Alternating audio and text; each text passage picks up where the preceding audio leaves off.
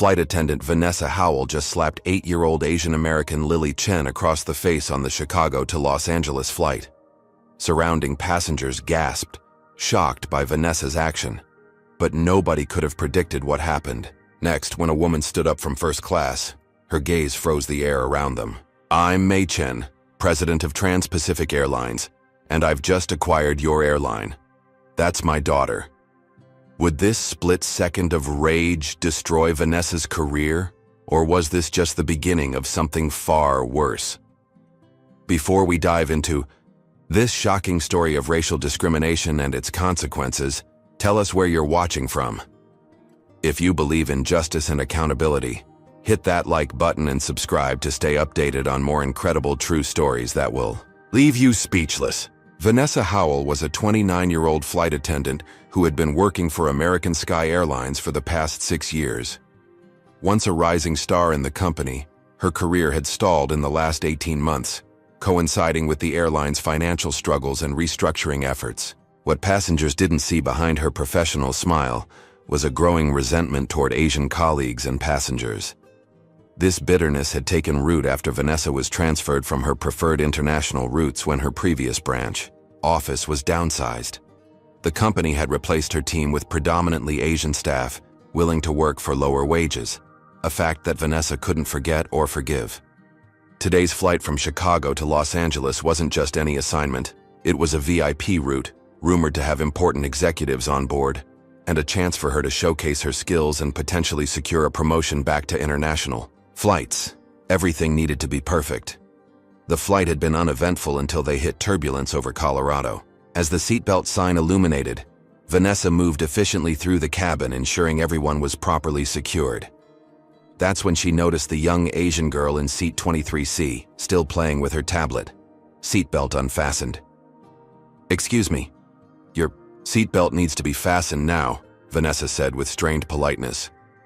The girl, Lily Chen, looked up with wide eyes but didn't move to comply. "Did you hear me? Fasten your seatbelt immediately," Vanessa repeated, louder this time. Several passengers turned to look. Lily tried to fasten the belt, but her small fingers fumbled with the metal clasp. Rather than helping, Vanessa felt her frustration rise. "We don't have time for this. Everyone else managed to follow simple instructions," she snapped. When Lily accidentally dropped the metal clasp, something in Vanessa snapped. Before she could stop herself, her hand swung forward, connecting with Lily's cheek with a crack that seemed to echo through the suddenly silent cabin. The imprint of her fingers reddened on the girl's face as tears welled in Lily's eyes. In that moment of shocked silence, Vanessa realized what she'd done, but it was too late. The cabin erupted in gasps and exclamations. A flight attendant physically assaulting a child was unheard of. But the real shock came when the elegantly dressed woman from first class appeared, her expression a terrifying combination of fury and control. Mei Chen, as she had introduced herself, didn't just announce that she was Lily's mother. She revealed that she had just completed the acquisition of American Sky Airlines. Trans-Pacific Airlines, her company, had been in secret negotiations for months, and the papers had been signed that morning. This flight was meant to be Mei's quiet introduction to her new acquisition before the public announcement. Instead, she had witnessed her daughter being assaulted by one of her new employees. "Security will escort you off the plane when we land," Mei said, her voice steel cold.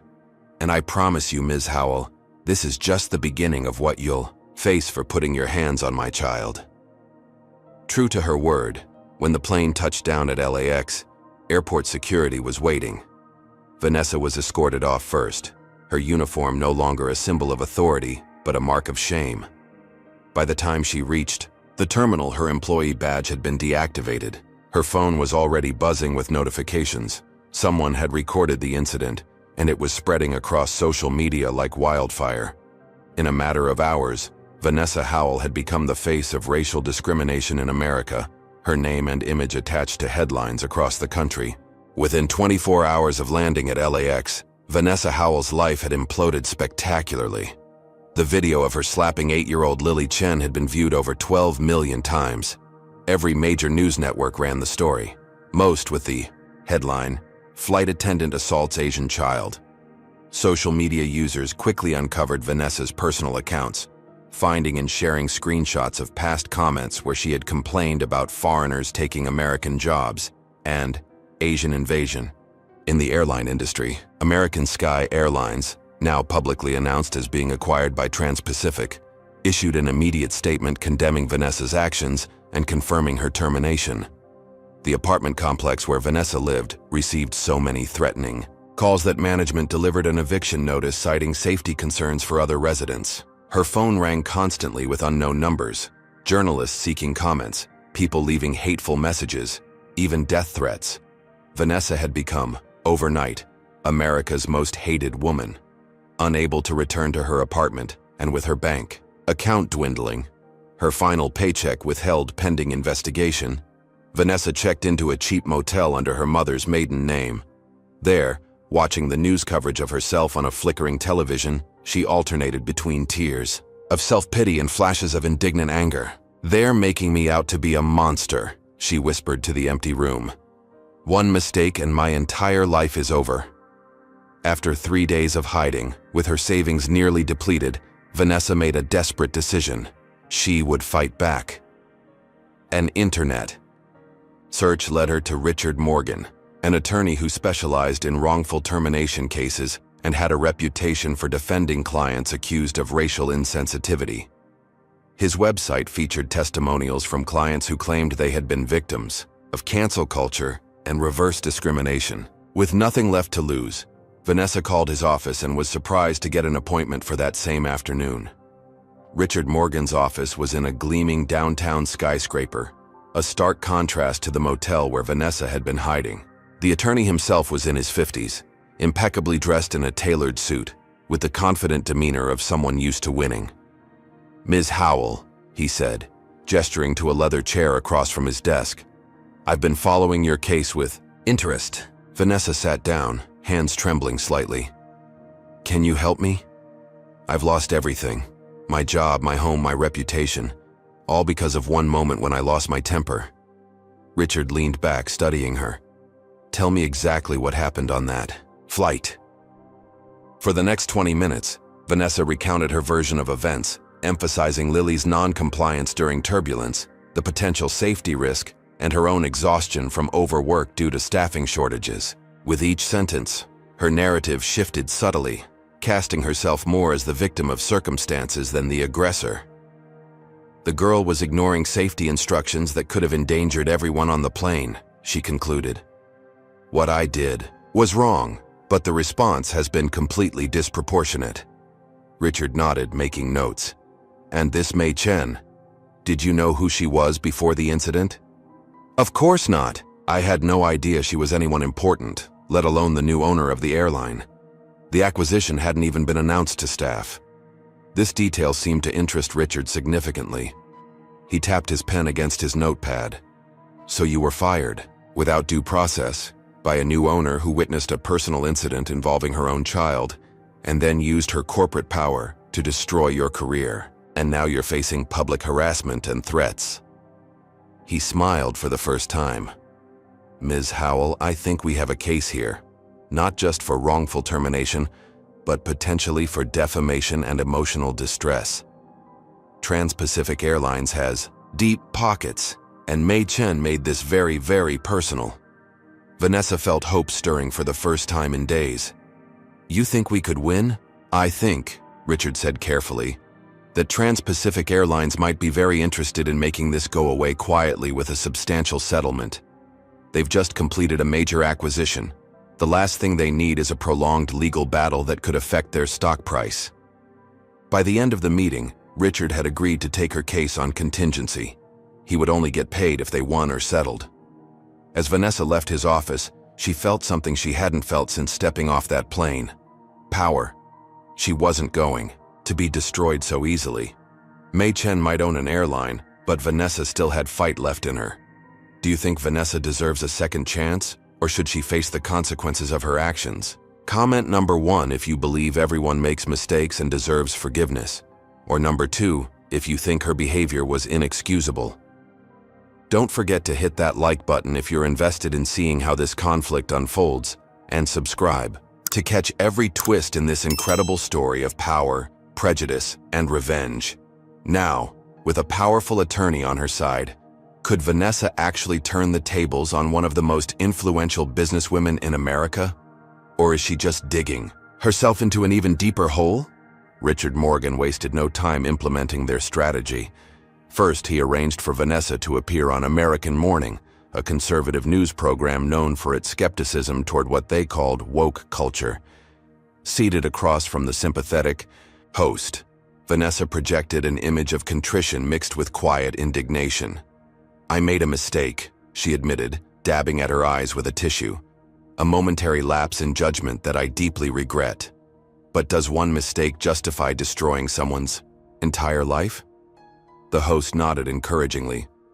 "Tell us about the safety concerns you were addressing."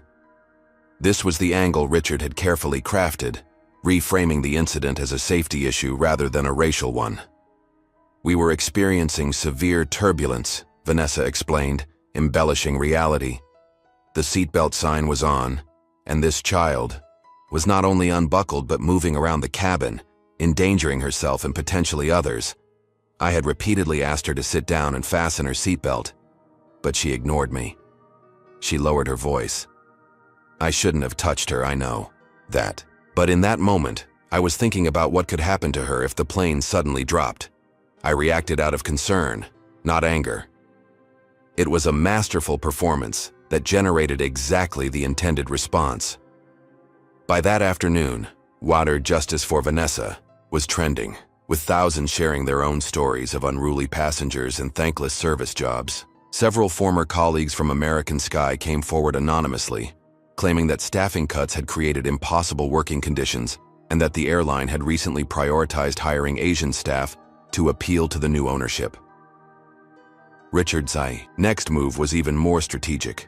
He filed a lawsuit against Trans-Pacific Airlines and Mei Chen personally, alleging wrongful termination, defamation, and intentional infliction of emotional distress. The complaint painted Vanessa as a dedicated employee with an unblemished record who had been sacrificed to appease the new CEO's personal vendetta. It claimed that Mei had used her corporate power to exact revenge, bypassing normal disciplinary procedures and deliberately inciting public hatred against Vanessa. The filing generated exactly the media attention Richard had hoped for. Business. Publications questioned whether Mei Chen's personal involvement represented a conflict of interest, while conservative commentators suggested that Vanessa was being persecuted because she was white. Most crucially, Richard found a potential witness, a businessman who had been seated near Lily and claimed the child had been misbehaving throughout the flight. James Wilson, a middle-aged investment banker, signed an affidavit stating that Lily had been disruptive and defiant, and that Vanessa had simply tried to ensure compliance with safety protocols. With the lawsuit filed and public opinion beginning to shift, Vanessa allowed herself to feel cautiously optimistic. She had moved into a small furnished apartment paid for by a sympathetic supporter who had reached out through Richard. For the first time since the incident, she ventured out in public, albeit wearing sunglasses and a baseball cap. Surprisingly, no one recognized her. Perhaps the tide was turning. Meanwhile, Mei Chen remained largely silent. Trans-Pacific's official statement was brief, indicating only that they stood by their decision and would address all claims in court. Mei herself made no public comments, focusing instead on the integration of American Sky into Trans-Pacific's operations. This silence emboldened Vanessa and Richard. "She's on the defensive," Richard assured Vanessa during their weekly strategy meeting. "She knows we have a case and she's worried about how this looks to shareholders. I'm betting we'll get a settlement offer within a month." Vanessa nodded, allowing herself to imagine the future. With a substantial settlement, she could relocate, perhaps even start her own business. She might never work in aviation again, but she could rebuild her life. Maybe this nightmare would ultimately lead to something better.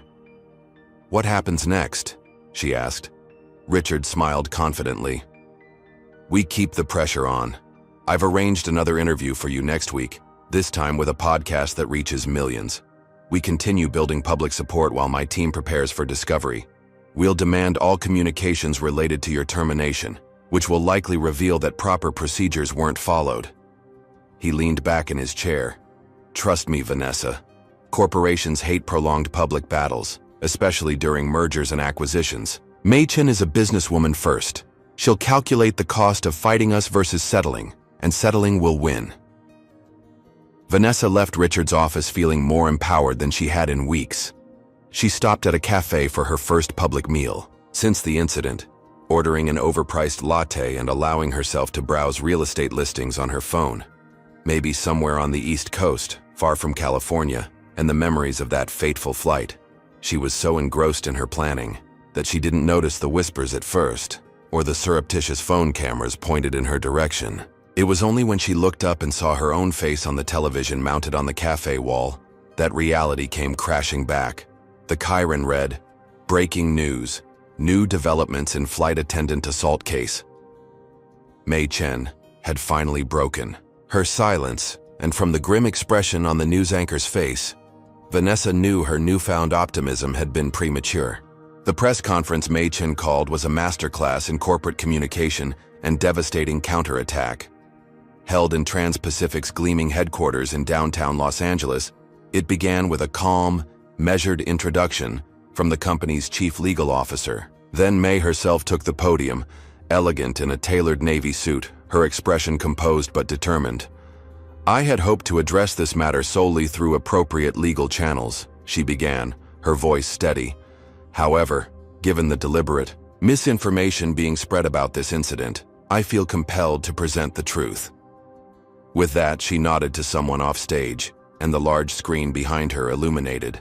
What appeared was not the viral cell phone video that had circulated online, but crystal clear footage from multiple angles, the plane's internal security cameras. American Sky Airlines, like most major carriers, maintain security cameras throughout their aircraft, Mei explained. The following footage has been provided to law enforcement and will be entered as evidence in upcoming proceedings. The audience watched in stunned silence as the multiple camera views showed the incident in irrefutable detail. There was Lily, quietly seated, struggling with her seatbelt clasp. There was Vanessa, not helping but looming impatiently. Most damningly, there was no turbulence. The plane was flying smoothly. Other passengers weren't even looking concerned. The footage clearly showed Vanessa's growing irritation, her sharp words, and then the shocking moment when she struck Lily. Not a disciplinary tap, but a full open-handed slap that snapped the child's head to the side. Gasps echoed through the press room, but Mei wasn't finished. "In the interest of full transparency," she continued, "I would like to address claims made about my daughter's behavior and my own response." The screen changed to display internal HR documents from American Sky Airlines. Ms. Howell has suggested she had an unblemished record.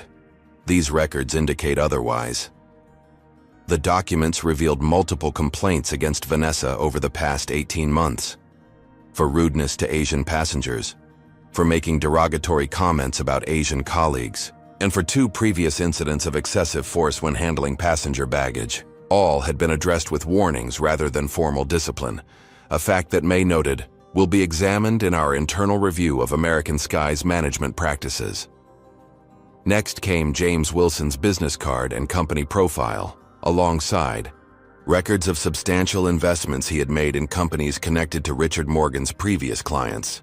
Mr. Wilson, who has provided an affidavit supporting Ms. Howell's version of events, has financial connections to her attorney that were not disclosed, raising serious questions about witness tampering and potential legal ethics violations. The final blow came when Mei's voice softened, and she spoke not as a CEO but as a mother. "My daughter Lily is 8 years old. She was diagnosed with mild autism spectrum disorder at age 4. This flight was part of her therapy, a controlled exposure to help her manage travel anxiety. Medical records appeared briefly on screen, redacted for privacy but clearly supporting her statement. The seatbelt was challenging for her not due to defiance, but because of fine motor skill issues associated with her condition. Rather than receiving assistance, my daughter was subjected to verbal abuse and physical assault." Mei paused, visibly collecting herself. "As a mother, I am heartbroken. As CEO of Trans-Pacific Airlines, I am committed to ensuring that such behavior has no place in our company culture." The press conference concluded with two final announcements. First, Trans-Pacific was implementing mandatory enhanced sensitivity and disability awareness training for all customer-facing staff.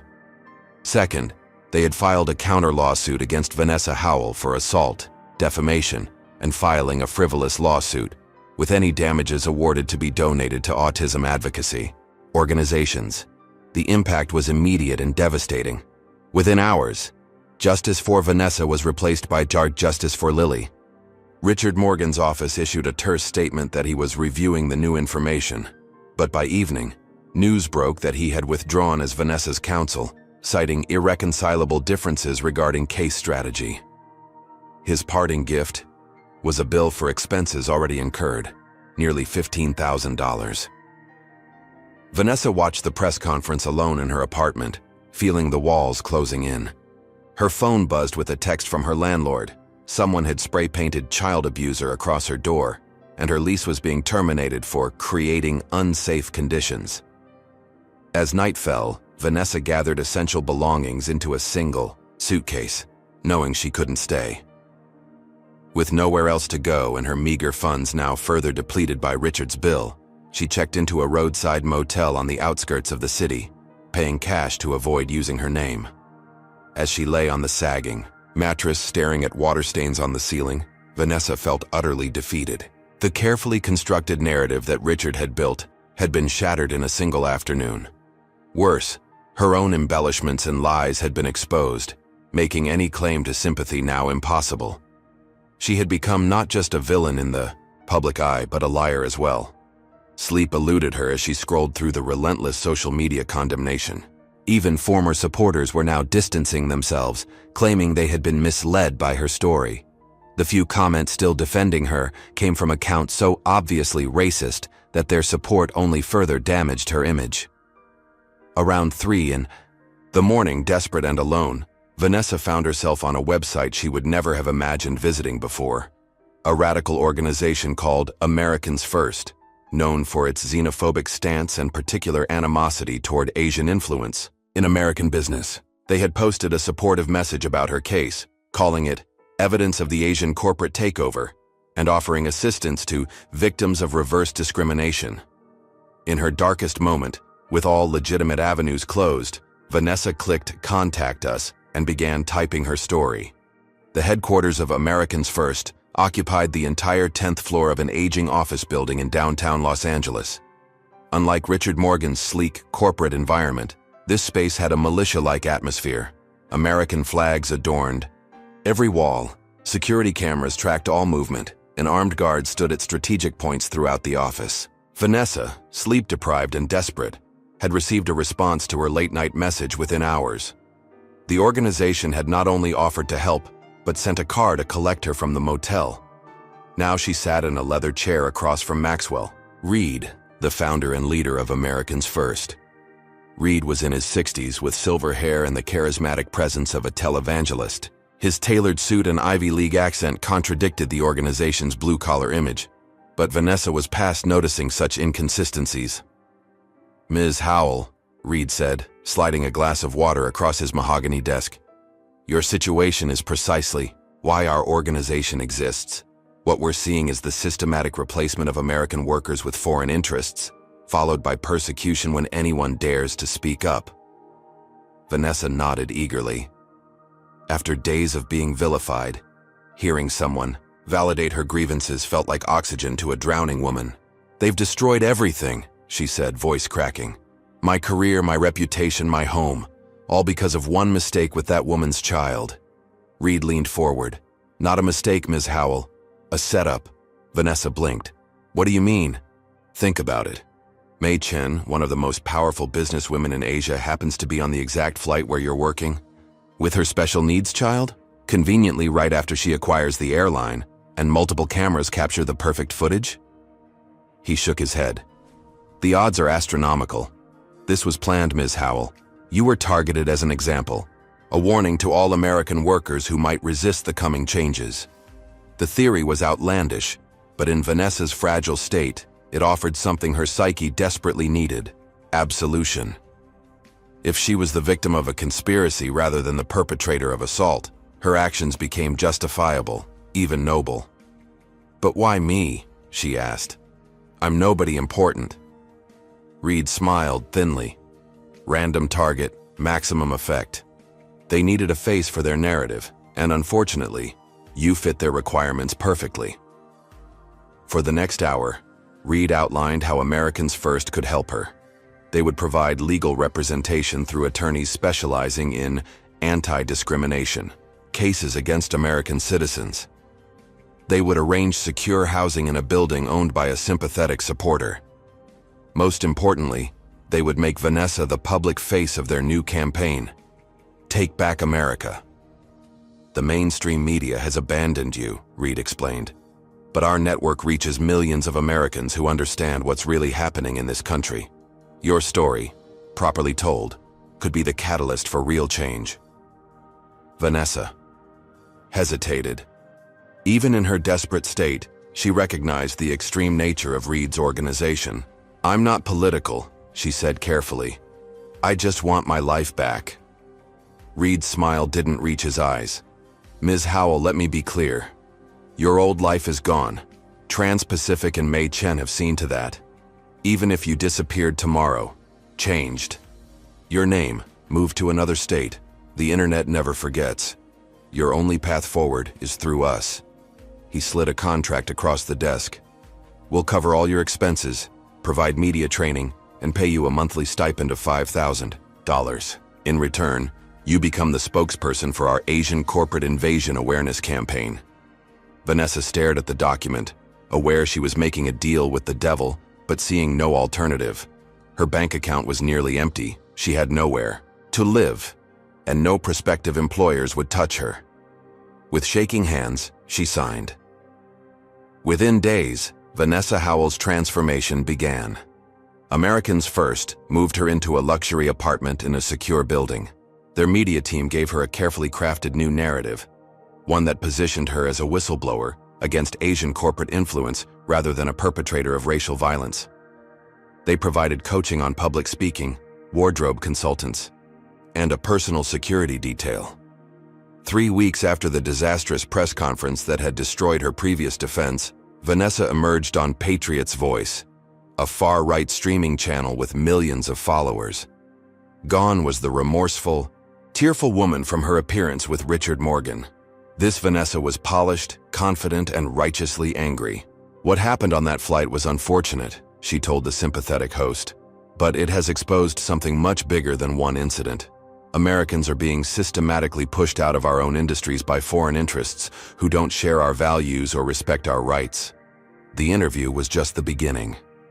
Americans First launched a sophisticated media campaign featuring Vanessa as the face of American workers under siege. Billboards appeared in Midwestern states showing her image with the slogan, "Today me, tomorrow you." A documentary titled The Silent Invasion featured Vanessa alongside other victims of Asian corporate takeovers.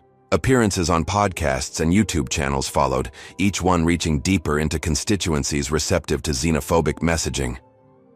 For Americans First and Maxwell Reed, Vanessa was the perfect symbol, an attractive, articulate white woman who could put a sympathetic face on their agenda. She was carefully coached never to use explicitly racist language, instead speaking of cultural differences, American values, and fair competition, coded language that resonated with their target audience while maintaining plausible deniability. Vanessa, for her part, found herself embracing the role more genuinely than she had expected. The constant reinforcement from Reed's organization, the cheering crowds at events, the supportive messages from followers, all of it worked to convince her that she truly was a martyr to a greater cause rather than someone who had assaulted a child and lied about it. 6 weeks into her new role, Americans First organized their most ambitious event yet, a rally outside Trans-Pacific's Los Angeles headquarters. Thousands of supporters gathered, many carrying signs with Vanessa's face and slogans like "Stand with Vanessa" and "Americans First, Asia Last." When Vanessa took the podium, the crowd roared its approval. "They thought they could silence me," she shouted into the microphone, adrenaline coursing through her veins. "They thought they could make an example of me to frighten all of you, but they underestimated American resilience. They underestimated American strength, and they certainly underestimated me. As the crowd chanted her name, Vanessa felt something she hadn't experienced since before that fateful flight. Power. She was no longer just surviving, she was thriving in her new identity. Whatever moral qualms she might have harbored were drowned out by the validation of thousands of voices supporting her. Later that night, in a private meeting with Reed and his top lieutenants, plans were set in motion for an even larger demonstration to coincide with Trans-Pacific's upcoming shareholder meeting. What Vanessa didn't realize was that her transformation, from flight attendant to movement leader, had caught the attention of law enforcement agencies monitoring extremist groups. Her public rehabilitation might have seemed complete, but beneath the surface forces were gathering that would once again upend her precarious new life. What would you do if you were in Vanessa's position? Comment number 1 if you think she's right to fight back against what she perceives as injustice, or number 2 if you believe she's being manipulated into something dangerous. Don't forget to hit that like button if you're shocked by this dramatic turn of events, and subscribe to see how far this spiral of revenge and radicalization will go. Will Vanessa's alliance with this extremist group be her salvation, or is she just digging herself into an even deeper moral abyss? And how will Mei Chen respond to becoming the target of an organized hate campaign? The campaign against Mei Chen and Trans-Pacific Airlines escalated dramatically in the weeks following the rally. Under Maxwell Reed's direction, Americans first deployed a multi-pronged attack designed to damage both Mei's personal reputation and her company's financial standing. Their first target was Trans-Pacific's supply chain. Reed's organization hired private investigators to examine the airline's overseas operations, particularly in Southeast Asia. While they found nothing illegal, they expertly manipulated the findings to suggest impropriety. A report titled, "The Hidden Costs of Trans-Pacific" was released to sympathetic media outlets, implying that the airline's maintenance facilities in Vietnam and Thailand employed underage workers. The claims were carefully worded to avoid direct libel while planting seeds of doubt in consumers' minds. Trans-Pacific issued immediate denials and invited independent auditors to inspect their facilities, but the damage was already spreading through social media. Reed followed this with a more personal attack. Using his connections to a tabloid news site, Americans first planted a story suggesting that Mei Chen had undisclosed ties to foreign government officials who had helped finance her acquisition of American Sky Airlines. The article questioned whether the deal should have received greater scrutiny from regulatory agencies, hinting at national security concerns.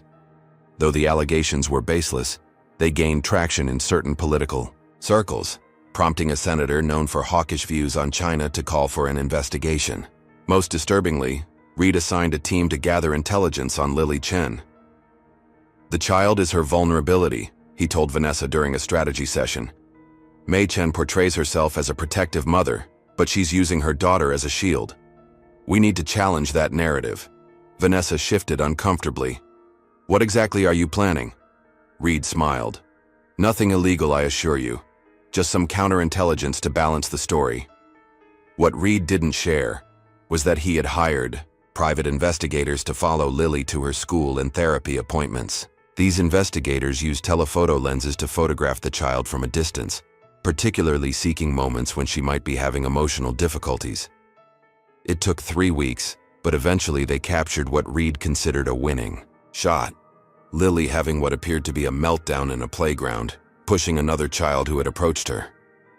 The image was grainy and completely devoid of context, but in Reed's hands, it became evidence that Lily herself had behavioral issues that contradicted Mei's portrayal of events on the airplane. The photo appeared on right-wing websites with headlines like, "The Truth About Lily Chen." Was the flight attendant the real victim? And, like mother, like daughter, the Chen family's pattern of aggression. The accumulation of these attacks began to have a tangible impact. Trans-Pacific's stock price dropped 8% over 2 weeks, as the company constantly found itself playing defense against new allegations. Institutional investors started asking uncomfortable questions at briefings. The airline's customer satisfaction ratings fell as travelers wondered if the negative publicity reflected deeper problems. For Vanessa, this campaign brought complicated feelings. On one hand, she felt vindicated seeing Mei Chen face public scrutiny and criticism. On the other, The attacks on Lily crossed a line that made her increasingly uneasy.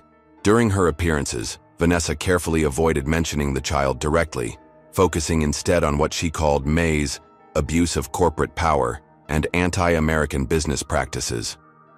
This reluctance didn't go unnoticed by Reed. After a particularly successful interview where Vanessa had artfully dodged questions about Lily, he called her into his office. "You're doing excellent work, Vanessa," he began, his tone deceptively casual.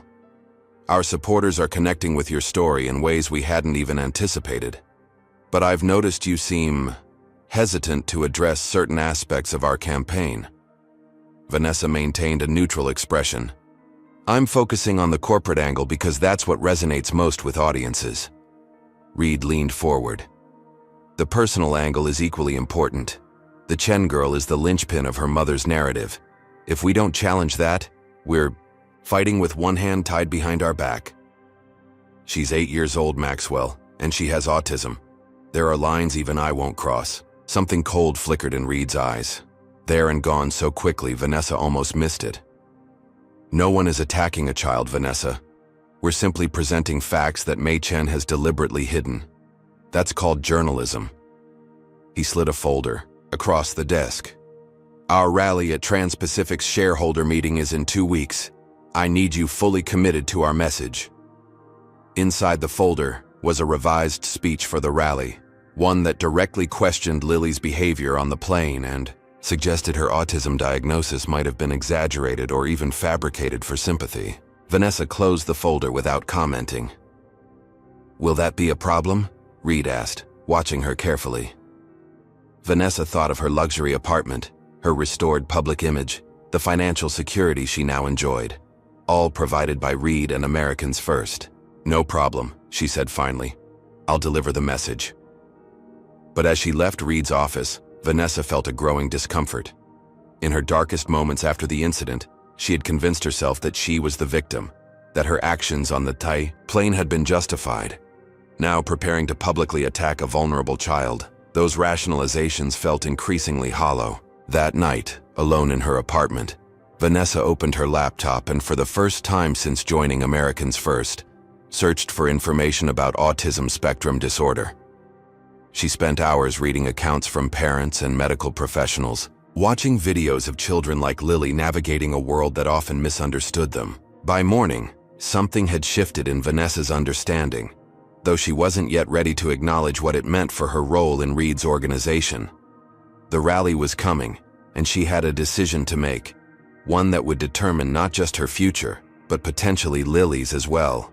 Mei Chen had built her business empire on 3 principles: strategic patience, thorough preparation, and decisive action.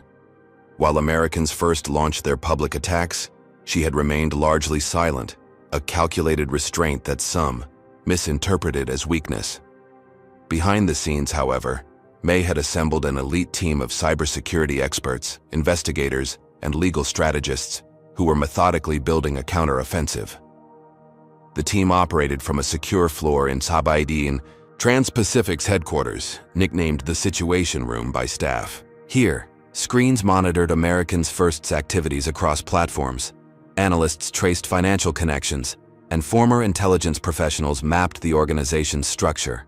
May's first breakthrough came when her cybersecurity team identified suspicious patterns in Americans First's online campaign.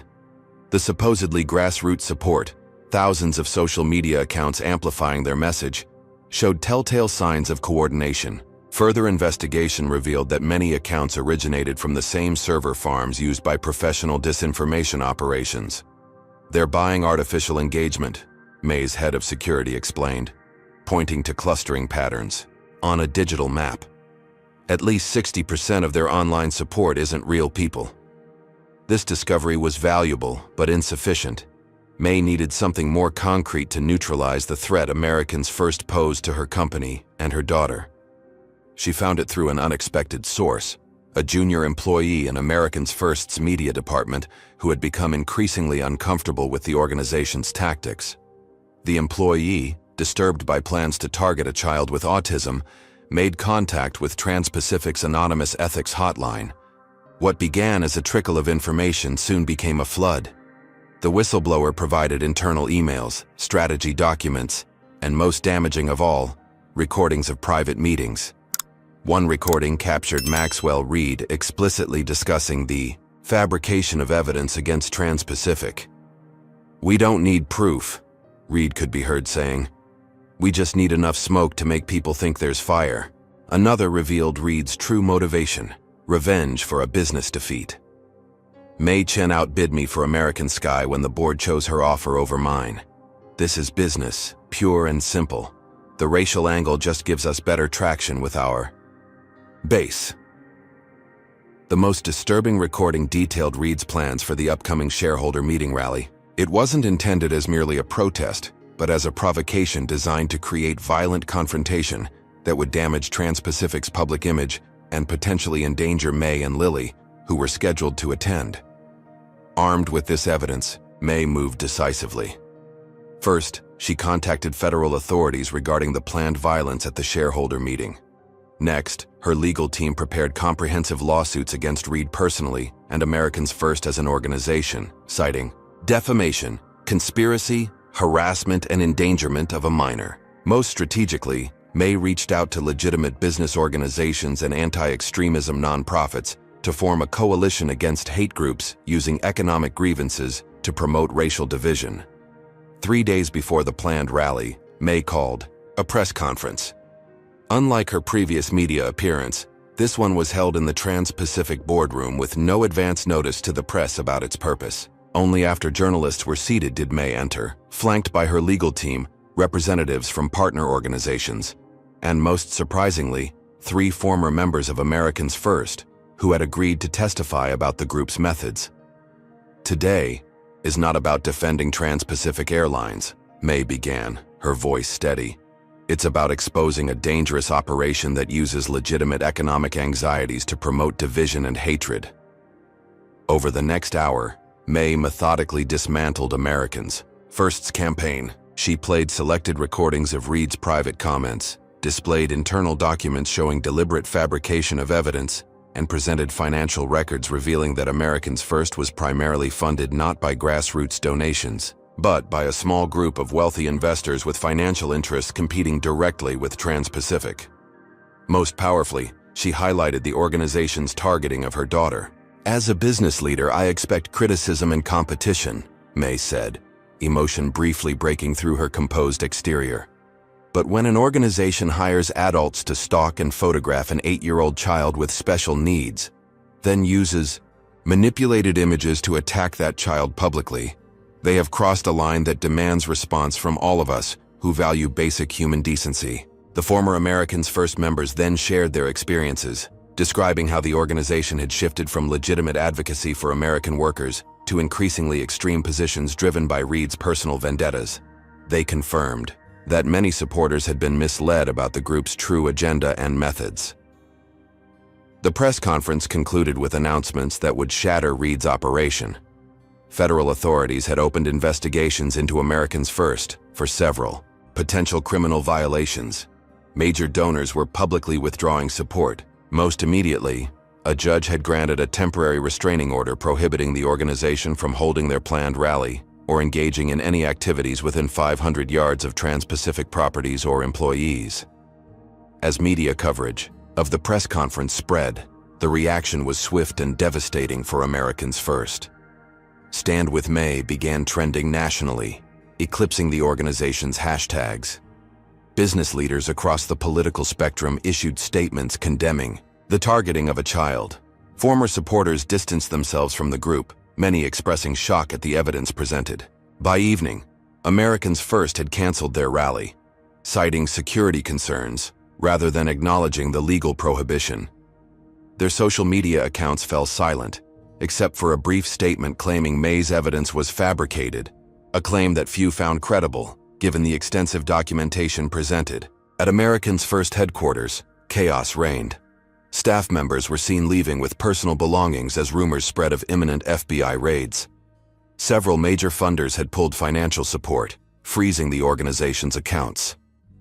Maxwell Reed himself was nowhere to be found, having reportedly left the country on a private flight to a non-extradition territory. For Vanessa Howell, Watching the press conference alone in her apartment, the collapse of Americans First represented yet another catastrophic turning point. Not only was her latest source of support disintegrating, but the evidence presented included her active participation in planning meetings where Reed had outlined his most extreme tactics. Her face had appeared in documentation of Americans First's most controversial activities. Once again, she found herself on the wrong side of a public relations disaster, her name and image linked to an organization now revealed as promoting hatred and violence. As night fell, Vanessa received a text message from her Americans First handler. Office closed indefinitely. All programs suspended. You're on your own. Minutes later, her keycard to the secure apartment building was deactivated. By morning, she would once again be homeless, unemployed, and even more notorious than before. But this time, there would be no extremist organization offering sanctuary. She had become toxic to every potential ally, legitimate or otherwise. The collapse of Americans First left Vanessa Howell in a desperate situation far worse than her previous low points. With her bank account frozen as part of the federal investigation into the organization, she couldn't even afford another seedy motel. For 3 nights, she slept in her car, parked in different Walmart lots to avoid attention, using the store's bathrooms to maintain minimal hygiene. Her phone filled with voicemails from reporters seeking comment on her involvement with Americans First. But she had no statement to give, no story to tell that wouldn't further incriminate her. On the 4th morning, as Vanessa was washing her face in a gas station bathroom, her phone buzzed with a text from an unknown number. Not everyone has abandoned ship. Meeting at the backup location, 10 a.m., come alone. The message was signed simply M. Hope and desperation overrode caution. Vanessa knew the backup location meant a small office Americans First maintained under a shell company name, a contingency Reed had established for emergencies. When she arrived at the nondescript building in an industrial area outside the city, she found not the crowd of supporters she had irrationally hoped for, but just 3 people. Alan Drescher, Reed's head of security, Patricia Walters, the group's media strategist, and Kevin Holloway, Reed's personal assistant. "Where's Maxwell?" Vanessa asked as the door locked behind her. "Belize," Kevin said flatly. "He left with most of the operational funds. We're what's left of the inner circle." Patricia gestured to a whiteboard covered with notes. "We've been here since yesterday, working out next steps. The organization is finished, but the cause isn't, and we have one final card to play." She pointed to a file folder. "Trans-Pacific's shareholder meeting is still happening tomorrow. Mei Chen and her daughter will both be there for the publicity opportunity. Security will be tight, but not impossible to penetrate." Alan took over, his military background evident in his precise language. "Our original rally plan is dead, but we've developed an alternative operation. Smaller team, focused objective, maximum impact." Vanessa felt a chill. "What exactly are you proposing?" "Disruption," Alan said.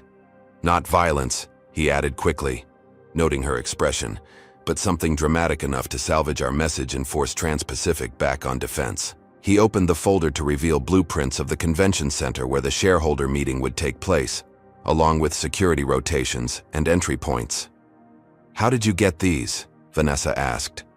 "Let's just say not everyone at Trans-Pacific supports Mei Chen's vision for the company," Patricia said with a thin smile. "We still have allies." Over the next hour, they outlined their plan. Using credentials supplied by their inside source, they would enter the convention center as catering staff. Once inside, they would separate and move into position. During Mei's keynote address, they would simultaneously reveal themselves, unfurling banners and using professional-grade sound equipment to broadcast their message before security could respond. The plan called for Vanessa, as their most recognizable face, to directly approach the stage and demand equal time to present the American workers' perspective. "It's guerrilla theater," Patricia explained, excitement in her voice. "The media will be forced to cover both sides. It reframes the narrative, from extremist group exposed to silenced American workers fight back." "And if security stops us?" Vanessa asked. "They will try," Alan acknowledged. That's part of the plan. We have body cameras to capture everything. If they use excessive force, even better for our narrative." Kevin, who had been quietly taking notes, looked up. "There's significant risk. We should be clear about that. But Maxwell has promised substantial compensation upon his return. 6 figures each, deposited in offshore accounts." Vanessa stared at the blueprints, thoughts racing. Part of her recognized the desperation and likely futility of the plan. Another part saw no alternative. Her life as she had known it was already destroyed. What did she have to lose? "What about Lily?" she asked suddenly. "Will she be near her mother during the speech?" The others exchanged glances. "Why does that matter?" Patricia asked carefully. "Because I won't do anything that might frighten or traumatize her again," Vanessa said firmly. "I'm drawing that line." Alan shrugged. "Based on the schedule, the girl will be in a separate room with other executives' children during the main presentations. Our action won't involve her." This assurance, though minimally comforting, was enough for Vanessa to tentatively agree. They spent the remainder of the day refining the plan, rehearsing their movements and preparing equipment. Patricia coached Vanessa on her statement, crafting language that would appear reasonable to mainstream viewers while still energizing their base. By evening, everything was in place for the next morning's operation. The group separated to rest before their 5 a.m. meetup, with Kevin arranging a hotel room for Vanessa using a prepaid card. Alone in the anonymous hotel room, Vanessa lay awake, replaying the events that had led her to this point. The slap that had changed everything, the escalating lies, her embrace of increasingly extreme positions to save herself. With painful clarity, she recognized how each compromise had led to a worse situation, each self-serving decision narrowing her options until this desperate plan was all that remained. Near dawn, exhausted but resolute, Vanessa made a decision. She would go through with tomorrow's plan, not because she believed in Americans First's cause anymore, but because she needed a public platform for something else entirely, something neither Reed's loyalists nor Mei Chen would expect. When her alarm sounded at 4 a.m., Vanessa dressed in the catering uniform provided by Patricia. She tucked the prepared speech into her pocket, but left behind the Americans First materials. Instead, she wrote a new statement on the hotel notepad, folded it carefully, and placed it in her other pocket. At 4:55 a.m., she met the others in the hotel parking lot. No one spoke as they loaded equipment into Alan's unmarked van and headed toward the convention center. In the pre-dawn darkness, the city seemed eerily quiet, as if holding its breath before the coming confrontation. What none of them realized was that their inside source at Trans-Pacific had been identified days earlier. Every detail of their plan had been reported to security, and Mei Chen, always 3 steps ahead, had made preparations of her own for Vanessa's arrival. Can you believe the depths Vanessa has sunk to? Comment number 1 if you think she's about to make an even bigger mistake, or number 2 if you feel she might finally be reaching a turning point. Don't forget to hit that like button if you're on the edge of your seat wondering how this dangerous confrontation will play out. Will Vanessa go through with this desperate plan, or will she find another way? And what has Mei Chen prepared for her arrival? The most shocking moments of this story are just ahead, so make sure you're subscribed. Dawn broke over Los Angeles as the convention center came to life. Security personnel in suits with earpieces positioned themselves at every entrance. Catering vans pulled up to the loading dock, where each worker's credentials were meticulously checked against a master list. Vanessa and her 3 companions joined the line of caterers, their borrowed uniforms and counterfeit badges seemingly identical to the legitimate staff. Alan went first, his military bearing and confident smile earning him quick approval. Patricia followed, then Kevin. When Vanessa stepped forward, the security guard studied her badge longer than the others, holding it under a scanner. She felt sweat beading at her hairline despite the morning chill. "All clear," the guard finally said, waving her through. The group exchanged relieved glances as they entered the service corridor. "Stick to the plan," Alan muttered. Positions by 8:30, action at precisely 9:15 during Chen's opening remarks. They separated, each heading to their designated areas. Vanessa pushed a cart of coffee urns toward the main hall, her heart hammering against her ribs. The convention center's main auditorium was already half filled with shareholders and media. At the front, a stage displayed Trans-Pacific's logo alongside screens ready to project Mei Chen's presentation. Vanessa positioned her cart near a side entrance as instructed, casually arranging cups while surveying the room. Security was heavier than expected.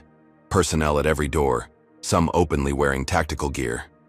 She spotted Alan across the room, setting up a buffet table. He caught her eye and subtly tapped his watch. 50 minutes to go. The hall continued filling with attendees.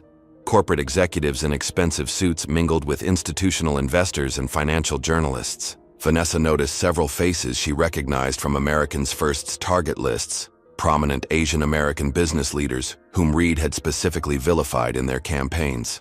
Seeing them in person, engaged in ordinary business conversations, made the organization's rhetoric seem suddenly absurd. At 8:45, a side door opened, and Mei Chen entered with her executive team. Vanessa instinctively ducked behind her cart, though Mei showed no sign of recognizing her from this distance. The Trans-Pacific CEO moved through the crowd with graceful confidence, shaking hands and exchanging brief words with key shareholders. Something in her demeanor, professional yet genuinely warm, contrasted sharply with Reed's calculated charm. At 9:10, an announcement requested all attendees take their seats. The lights dimmed slightly as a Trans-Pacific executive approached the podium to introduce Mei Chen. Vanessa's earpiece crackled with Alan's voice. 5 minutes. Get to position Alpha. With practiced casualness, Vanessa abandoned her cart and moved toward the predetermined spot near the stage. She could see Patricia positioning herself by the main entrance and Kevin at the audio-visual booth. Everything was proceeding according to plan, yet something felt wrong. The security personnel seemed too relaxed, their attention not focused where she expected. As Mei Chen took the stage to applause, Vanessa reached into her pocket for the folded statement she had written in the hotel room. Not the American's first talking points, but her own words. "Good morning," Mei began, her voice clear and commanding. "Before I address Trans-Pacific's quarterly performance and our integration of American Sky Airlines, I need to acknowledge the elephant in the room." She paused, her gaze sweeping the audience. "We are aware of a planned disruption at today's meeting." The room fell silent. In her earpiece, Vanessa heard Alan curse. "Abort," he hissed. "Everyone out now." But it was too late. Security personnel moved with practiced efficiency, converging on Kevin at the AV booth and Patricia by the door. Vanessa froze, watching her accomplices being quietly but firmly escorted from the room. Strangely, no one approached her. "Rather than waiting for this disruption," Mei continued, "I would like to address it directly. We believe that among the legitimate concerns about corporate consolidation and employment practices, there are voices seeking not dialogue, but division, not understanding, but hatred." She looked directly toward where Vanessa stood. "Ms. Howell, I know you're here. Would you like to join me on stage?" The invitation, broadcast through the hall's sound system, sent a shock through the audience. Heads turned, searching for the notorious former flight attendant. Vanessa stood paralyzed, her planned speech crushed in her fist. This was not how it was supposed to happen. She had expected to force her way into the conversation, not be invited into it. Security guards cleared a path from her position to the stage, neither restraining her nor rushing her. With no other option apparent, Vanessa walked slowly toward the podium, conscious of hundreds of eyes tracking her movement, dozens of phones recording her approach. As she climbed the steps to the stage, she noticed something that stopped her heart. Lily Chen, seated in the front row, not in a separate room as Alan had assured her. The girl watched her with solemn, intelligent eyes that seemed to hold no fear, only curiosity. "Ms. Howell," Mei said, extending her hand, "would you like to speak directly to our shareholders and the media present, to share what brought you here today?" Vanessa stared at the offered hand, then at the microphone. The Americans' first plan had been to create chaos, to disrupt and provoke. Instead, she was being given exactly what she had claimed to want, a platform to speak. But what would she say? The carefully crafted talking points seemed hollow now. Propaganda rather than truth. With trembling fingers, she unfolded her own statement, the one she had written in the hotel at dawn. "My name is Vanessa Howell," she began, her voice unsteady. "Most of you know me as the flight attendant who slapped a child. Others know me as the spokesperson for Americans First. Neither of those identities is one I'm proud of today." Ito paused, gathering courage. "I came here planning to disrupt this meeting as part of a campaign orchestrated by Maxwell Reed. What you don't know is that I had decided to abandon that plan and use this platform differently." She looked directly at May. "I came to apologize. Not for public relations or legal advantage, but because it's right. I was wrong to strike your daughter. I was wrong to lie about it. And I was wrong to let myself become a symbol for hatred and division to save my own reputation." The room was absolutely silent. Vanessa turned to face Lily in the front row. "I'm especially sorry to you, Lily. What I did was inexcusable, and nothing can justify it. I reacted out of impatience and prejudice, not out of concern for safety. As I later claimed, you deserved kindness and understanding, not what I did." She turned back to the audience. "I can't undo the past months or erase the damage I've done, but I can tell the truth now. Americans First is not about protecting American workers. It's about exploiting fear and resentment for power and profit. I know because I became part of it." As Vanessa continued her impromptu confession, detailing Reed's methods and motivations, security personnel quietly managed a developing situation at the back of the hall. Alan Drescher, having evaded initial capture, had returned with a concealed weapon. Before he could act, he was subdued by Trans-Pacific's security team and removed from the building. Vanessa, unaware of this narrowly averted threat, concluded her statement. "I don't expect forgiveness or understanding. I just needed to speak the truth finally, whatever the consequences." She stepped back from the microphone, expecting to be led away by security. Instead, Mei Chen approached, her expression unreadable. "Thank you for your honesty, Ms. Howell," she said, taking the podium. "Truth is always the first step toward healing." She addressed the audience. "Today was meant to be about Trans-Pacific's financial performance. Instead, we've witnessed something more valuable, a reminder that behind every headline and controversy are human beings capable of both terrible mistakes and genuine change." Turning back to Vanessa, she added, "Security will escort you to our offices. There are federal agents who wish to speak with you, but I've asked that they conduct their interview there rather than taking you into custody immediately." As promised, Vanessa was led from the stage, not in handcuffs but with dignified escort to a private conference room. Through the window, she watched May resume her presentation as if the extraordinary interruption had been a planned part of the agenda. Only when the door closed behind her did Vanessa realize the magnitude of what had just occurred. She had expected chaos, resistance, possibly arrest. Instead, she had been given a chance to speak truth to power, and, remarkably, power had listened. The federal agents interviewing Vanessa were not what she expected. Rather than aggressive interrogation, they conducted a methodical, almost clinical discussion of her involvement with Americans First. Their primary interest was Maxwell Reed and his financial backers, not Vanessa herself. "We've been investigating Reed's organization for 18 months, the lead agent explained. "We know you were a late addition to their operation, brought in after your public disgrace rather than as part of their core mission." For nearly 6 hours, Vanessa provided detailed information: names, dates, locations of meetings, financial arrangements, and most crucially, Reed's plans for escalating confrontations. Her testimony corroborated evidence they had already gathered from Trans-Pacific's whistleblower and their own surveillance. When the interview concluded, the agents explained her situation with surprising candor. "Ms. Howell, you've committed several prosecutable offenses, from making false statements to conspiracy. However, your voluntary testimony today and your public renunciation of Americans First are mitigating factors. We'll be making recommendations to the U.S. Attorney's Office regarding potential charges." They didn't offer immunity or specific promises, but the implication was clear. Her cooperation would be considered favorably. After the agents departed, Vanessa remained in the conference room, expecting to be transferred to custody. Instead, a Trans-Pacific attorney entered with a surprising proposition. Ms. Chen would like to offer you an alternative to immediate prosecution, the lawyer explained.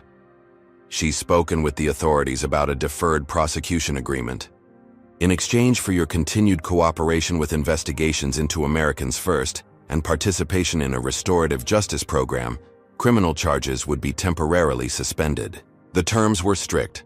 Vanessa would need to make full public disclosure of Americans First's operations, participate in community service focused on cultural diversity and special needs education, undergo regular therapy, and agree to supervised probation. Most unusually, she would be required to work with Trans-Pacific's newly formed Ethics and Inclusion Department, providing insights on how prejudice manifests in workplace environments. Why would Mei Chen do this? Vanessa asked, bewildered. She has every reason to want me punished. The attorney's response was measured. Ms. Chen believes in transformation over retribution. She also recognizes that your insider perspective on how prejudice escalates into organized hatred could be valuable for Trans-Pacific's diversity initiatives. Vanessa asked for time to consider the offer, though her alternatives were limited. That evening, in a monitored hotel room provided by the federal authorities, she watched news coverage of the day's events. Her public confession had become the leading story, overshadowing Trans-Pacific's financial announcements. Analysts debated whether her statement represented genuine remorse or strategic calculation. Americans First was unraveling publicly, with former members distancing themselves and financial backers facing scrutiny. Early the next morning, Vanessa accepted Mei Chen's proposal. The following months unfolded in a structured routine that gradually rebuilt Vanessa's understanding of herself and the world. Mornings were spent in federal offices, providing testimony against Americans First. Afternoons involved community service at a center for children with autism spectrum disorders, an assignment that initially terrified her but gradually became meaningful. Evenings included therapy sessions and required reading on racial justice and neurodiversity. The work was emotionally demanding. Each testimony session forced Vanessa to confront her willing participation in spreading hatred. Each interaction with autistic children reminded her of her cruelty toward Lily. Each therapy session excavated deeper layers of prejudice she had never acknowledged. Physical challenges accompanied the emotional ones. Vanessa lived in court-approved housing with strict monitoring. Her bank accounts remained frozen pending legal settlements. Media outlets continued requesting interviews, which her agreement prohibited. Former colleagues from both the Airline and Americans First shunned her, the former for her original offense, the latter for her betrayal. 6 months into this regimen, Vanessa was summoned to Trans-Pacific headquarters. Expecting a routine check-in with her supervisors from the ethics department, she was surprised to be shown into Mei Chen's private office. The CEO sat behind her desk, reviewing documents. "Ms. Howell," she said, looking up, "please sit down." Vanessa perched nervously on the edge of a chair.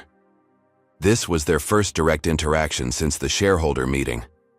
"I've been receiving reports on your progress," Mei continued. "They indicate consistent cooperation and notable development, particularly in your work at the Autism Center." Vanessa nodded, unsure how to respond. "The center's director specifically mentioned your project developing sensory-friendly practices for air travel. She believes it has potential beyond your community service requirement." "It's just ideas based on my flight experience," Vanessa said modestly. "Things that could have helped Lily and other children like her." Mei studied her thoughtfully. "That's precisely why I asked to see you. Trans-Pacific is developing a comprehensive accessibility program for passengers with special needs. Your perspective as both a former flight attendant and someone working directly with the autism community could be valuable to this initiative." Vanessa blinked in surprise. "You're offering me a job?" "A consulting position initially," Mei clarified, "with strict supervision and clear boundaries. Your criminal case remains open, and this wouldn't change your legal obligations, but it would provide structured employment and purpose beyond community service." The offer was unexpected, but not entirely surprising. Throughout her months of service, Vanessa had observed Mei Chen's management philosophy in action. Her belief that even difficult experiences could be transformed into value, both for individuals and the organization. "Why would you trust me with this?" Vanessa asked. "After everything I did to you and Lily?" May's expression remained professional, neither warm nor cold. "Trust is earned incrementally, Ms. Howell. You've begun that process with your consistent actions these past months. This position would have safeguards appropriate to your history. But ultimately, this isn't about trust. It's about utilizing relevant expertise to improve our services for passengers with special needs." She paused. "It's also about demonstrating that Trans-Pacific's commitment to second chances is more than rhetoric." Vanessa accepted the position, beginning work the following week in a small office within the Ethics and Inclusion Department. Her reception by Trans-Pacific employees was predictably mixed. Some colleagues, particularly those of Asian descent, maintained professional distance. Others cautiously engaged with her ideas. A few openly questioned her presence, arguing that her history made her unfit for any role in the company. The accessibility program itself advanced steadily despite these interpersonal challenges. Vanessa's suggestions for modifying pre-boarding procedures for passengers with sensory sensitivities were incorporated into training materials. Her analysis of cabin configurations identified simple modifications that could significantly improve comfort for travelers with various disabilities. By the one-year anniversary of the infamous flight, Vanessa's legal situation had evolved. The federal investigation into Americans First had resulted in multiple indictments, including charges against Maxwell Reed, who had been extradited from Belize. Vanessa's testimony had proven crucial to these cases, strengthening the deferred prosecution agreement.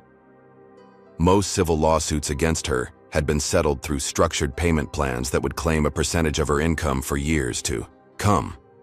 Her consulting role had expanded to part-time employment with Trans-Pacific, though still under supervision and with restrictions.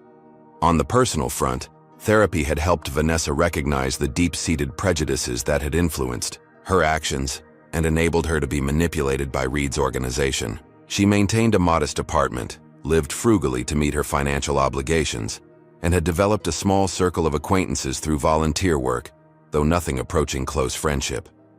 It was progress measured in small increments, rather than dramatic transformations, rebuilding credibility through consistent choices rather than grand gestures. Then came the day that would test how far this progress had truly taken her. Trans-Pacific announced the official launch of their Wings for All accessibility program with a ceremony at LAX. As a key contributor to the program, Vanessa was expected to attend. What she didn't know until receiving the final agenda was that Lily Chen would be there too, participating as a youth ambassador for autism awareness. The Wings for All launch ceremony was held in a renovated Trans-Pacific terminal specially designed to showcase the airline's new accessibility features. Soft lighting replaced harsh fluorescence. Sound-dampening panels reduced the typical airport cacophony. Visual guides on the floor directed passengers to sensory-friendly waiting areas. Staff wore badges indicating training in various accommodation protocols. Media representatives and airline executives mingled with disability advocates and families selected to experience the new services firsthand. Vanessa arrived early, dressed in a conservative blue suit that deliberately avoided Trans-Pacific's corporate colors. Her role was defined as technical consultant, not featured presenter. She would remain in the background, available for specific questions, but not prominently displayed. This arrangement suited her. Despite 15 months of intensive work on the program, Vanessa harbored no illusions about her public image. The press still occasionally ran retrospectives about the slap heard round the world. Online forums still used her name as shorthand for entitled racism. Her contribution to the accessibility initiative was meaningful, but it didn't erase her past actions. As attendees gathered in the demonstration area, Vanessa positioned herself near the back, reviewing agenda notes. She was so focused on avoiding attention that she didn't immediately notice the ripple of recognition passing through the crowd as May Chen entered with her executive team. When Vanessa finally looked up, her breath caught. Walking beside May, dressed in a yellow dress with butterfly patterns, was Lily. The girl had grown taller in the past 18 months, her features more defined. She moved with the slight hesitancy characteristic of many children on the autism spectrum, staying close to her mother, but engaging with her surroundings. Despite extensive work with autistic children at the community center, Vanessa had never prepared herself for this moment. She had assumed May would keep Lily far from any event where she might be present. The sight of the child she had harmed, the catalyst for her life's implosion and subsequent reconstruction, sent Vanessa retreating behind a display panel, suddenly unable to face the ceremony she had helped create. A Trans-Pacific coordinator found her there, clipboard clutched to her chest, breathing too quickly. "Ms. Howell, they're asking for you in the technical briefing area. The demonstrations are about to begin." "I can't," Vanessa whispered. "Lily is here. I didn't know she would be here." The coordinator looked confused. "Yes, she's our junior ambassador. It was in the final program sent yesterday." She hesitated, noting Vanessa's distress. "Should I tell them you're not feeling well?" The question pulled Vanessa back from the edge of panic.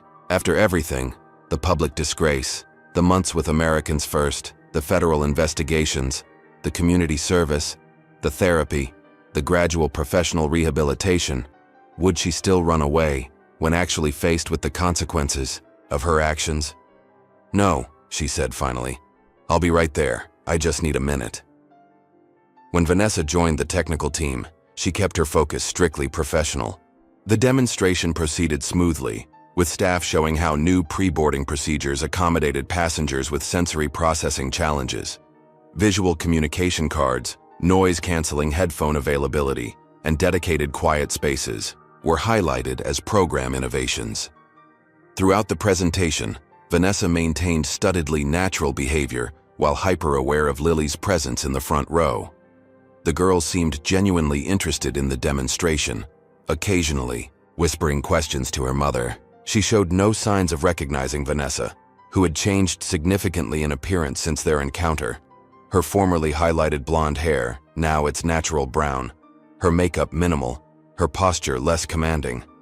The formal program concluded with May Chen announcing Trans-Pacific's commitment to expanding the initiative across all their routes within 18 months. As attendees moved to the reception area for refreshments, Vanessa began quietly gathering her materials, planning a discreet exit. "Ms. Howell." The voice froze her in place. May Chen stood a few feet away, Lily slightly behind her. "A moment, please."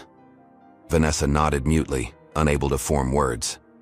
"Lily has something she would like to give you," May said, her tone professional but not cold. The girl stepped forward, holding a folded paper. She offered it without making eye contact, a common trait among children on the spectrum.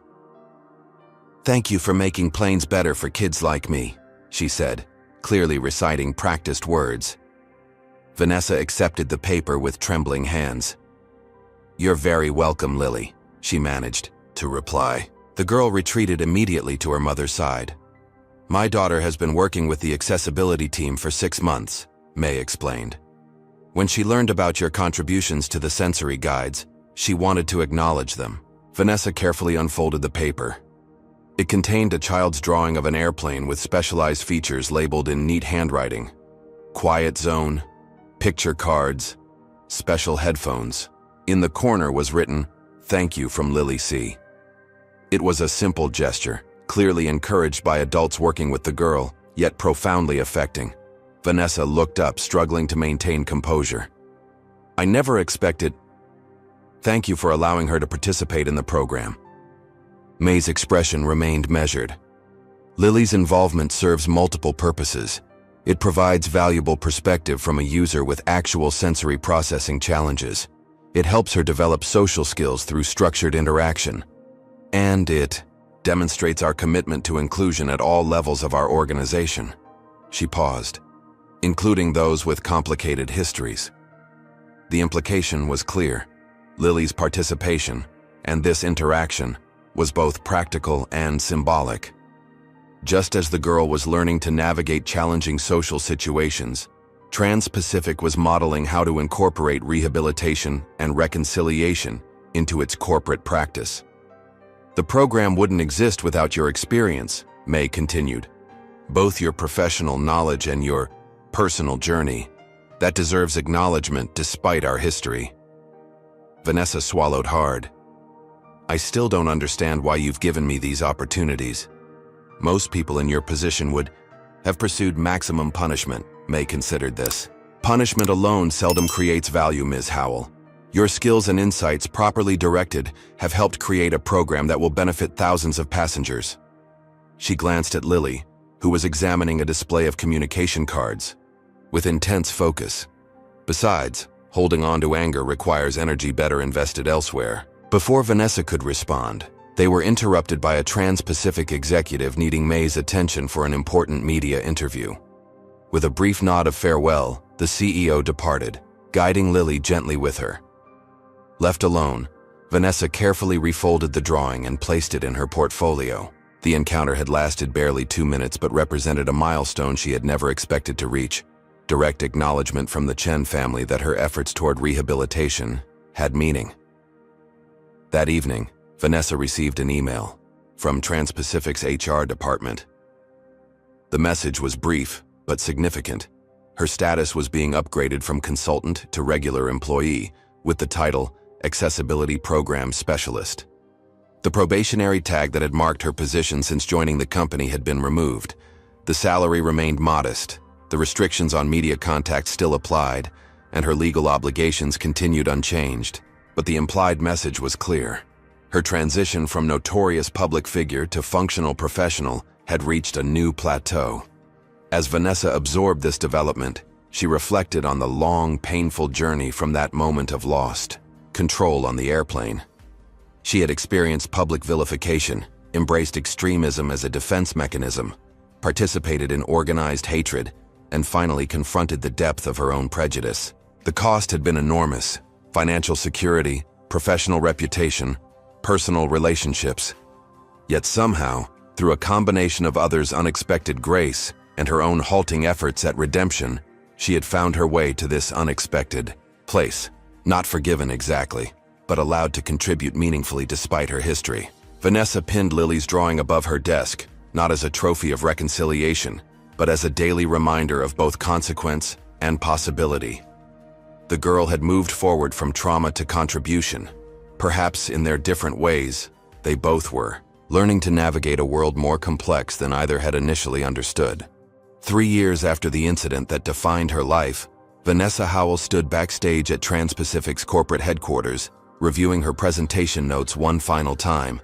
The company was hosting a transportation industry conference on inclusive design, featuring the now award-winning Wings for All program as its centerpiece. As program development lead, Vanessa would deliver the keynote address to executives from airlines, rail services, and cruise lines eager to implement similar initiatives. Her rehabilitation had progressed steadily, if not spectacularly. The federal investigation into Americans First had concluded, with Maxwell Reed and several co-conspirators receiving substantial sentences for financial crimes and inciting violence.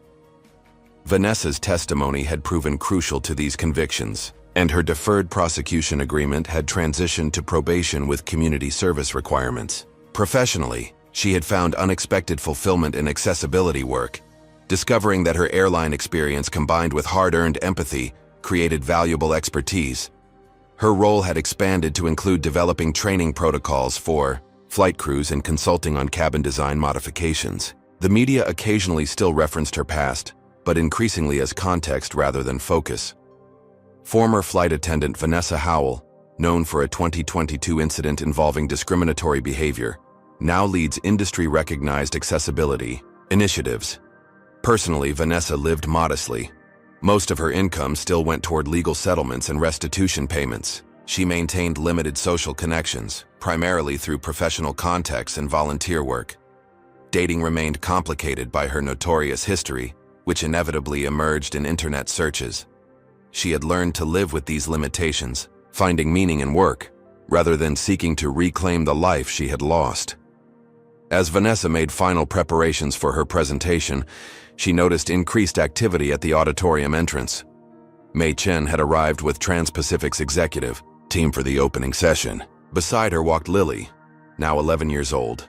more poised than the child of 3 years ago, but still showing the characteristic traits of autism spectrum disorder in her movements and interactions. Seeing them still triggered complex emotions. For Vanessa, remorse for her past actions, gratitude for the unexpected second chance, and persistent awareness of the harm she had caused. She and May maintained a strictly professional relationship, interacting when necessary, but never discussing personal matters. They had reached a functional equilibrium that acknowledged history without being defined by it. The conference host approached, clipboard in hand. 5 minutes, Ms. Howell. We're running slightly ahead of schedule. Vanessa nodded, gathering her materials. I'll be ready. As she moved toward the stage entrance, an unexpected figure appeared in her path. Lily Chen, apparently separated from her mother in the pre-conference bustle. The girl held a tablet, which she offered to Vanessa without preamble. I made improvements to your sensory map, she said, her direct communication style typical of many on the autism spectrum. The colors were too bright in version 3. I fixed it. Vanessa looked at the screen, seeing the digital wayfinding tool she had developed for airports, modified with more muted color coding. This is excellent, Lily, she said carefully. The contrast is much better. Would you mind if we incorporated your changes? Lily nodded matter-of-factly. That's why I made them. Mom said you're speaking about the program today, and I wanted it to be right. There was no fear in her manner, no lingering trauma from their first encounter. For Lily, pragmatic, collaboration had apparently superseded difficult history, a perspective Vanessa found both humbling and instructive. Before Vanessa could respond further, May appeared, slightly breathless from searching for her daughter. Lily, you need to stay with me in crowds, she said, then noticed the tablet. Ah, you showed Ms. Howell your revisions. The sensory map is better now, Lily stated confidently. I helped fix it. May placed a gentle hand on her daughter's shoulder. Yes, you did. That's excellent collaboration. She looked at Vanessa. We should take our seats. I believe you're about to be introduced. As they turned to leave, Lily spontaneously handed the tablet to Vanessa. You can use this version for your talk. It has my notes. Then, with the direct sincerity characteristic of many autistic children, she added, You were mean before, but you're not mean now. That's good. Before either adult could respond to this startlingly straightforward assessment, the conference host returned. Ms. Howell, they're ready for you. Vanessa found herself walking onto the stage, still processing Lily's words, the tablet clutched in her hands. As she reached the podium and faced the audience of industry professionals, she set aside her prepared notes and instead held up Lily's tablet. I'd like to begin by sharing something that happened just moments ago, she said into the microphone. The most important stakeholder in our accessibility program just handed me this revised design with a simple evaluation. You were mean before, but you're not mean now. That's good. A ripple of surprised laughter moved through the audience. That stakeholder is Lily Chen, who happens to be both on the autism spectrum and the daughter of our CEO. She's also the child I physically assaulted 3 years ago in an inexcusable act of discrimination that many of you may remember. The room fell silent. I'm starting with this uncomfortable truth because it's inseparable from the program I'm here to present. Wings for All exists partly because of that terrible moment. A moment when I failed completely to understand, accommodate, or respect a child with different needs. Vanessa looked directly at May and Lily seated in the front row. What I couldn't comprehend then was that true inclusion isn't about tolerance or special treatment. It's about designing systems that work for everyone, recognizing that accessibility benefits all users, not just those with identified needs. She held up the tablet again. And as Lily just demonstrated, the best solutions come from directly involving the people we're designing for as collaborators, not treating them as problems to be solved. For the next 40 minutes, Vanessa delivered a presentation that wove technical details about the program with honest reflection on the journey that had created it. She didn't minimize her past actions or present herself as heroically redeemed. Instead, she offered their experience as evidence that individual and organizational transformation, while painful and imperfect, was possible when accountability, was coupled with opportunity for meaningful contribution.